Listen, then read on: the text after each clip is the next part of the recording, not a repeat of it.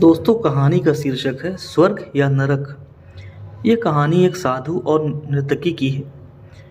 किसी छोटे से गांव में साधु रहते थे और उस साधु का काम गांव के लोगों को उपदेश देना था। उसी गांव में एक नर्तकी रहती थी। उसका काम लोगों के सामने नाचकर गांव के लोगों का मन बहलाना था। एक दिन गांव में कुछ कुदरती आपदा आ गई और ये साधु और नर्तकी दोनों उस कुदरती आपदा में मर गए। मरने के बाद जब ये दोनों यमलोक पहुंचते हैं, तब इनके कर्मों और उनके पीछे छिपी भावनाओं के आधार पर इन दोनों को स्वर्ग या नरक में भेजने की बात होती है। साधु को खुद को स्वर्ग में ही आश्रय मिलेगा, इस बात का अंदाजा था। दूसरी तरफ नर्तकी के दिमाग में ऐसा कुछ भी नहीं था। उसे तो सिर्फ फैसले का इंतजार था। तभी घोषणा होती है कि नर्तकी को स्वर्ग दिया जाता है और साधु को नरक।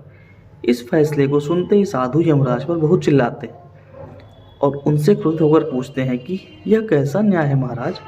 मैंने अपनी सारी जिंदगी लोगों को उपदेश देने में बिता दी और मेरे नसीब में नरक।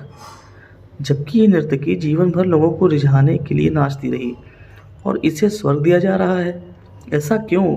मेरे साथ ये अन्याय क्यों?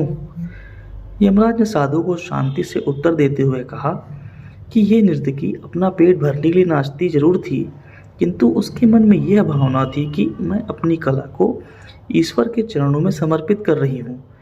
जबकि तुम लोगों को उपदेश देते हुए भी यह सोचते थे कि काश तुम्हें भी नर्तकी का नाच देखने को मिल जाए।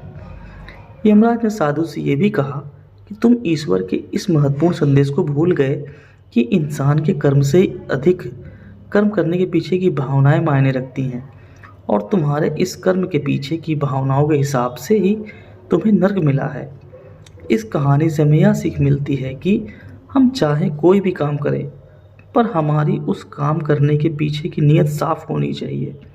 अगर हमारी नीयत साफ नहीं होती है तो हमें दिखने में भले लगने वाले काम भी पुण्य की जगह पर पाप का भी भागी बना देते हैं।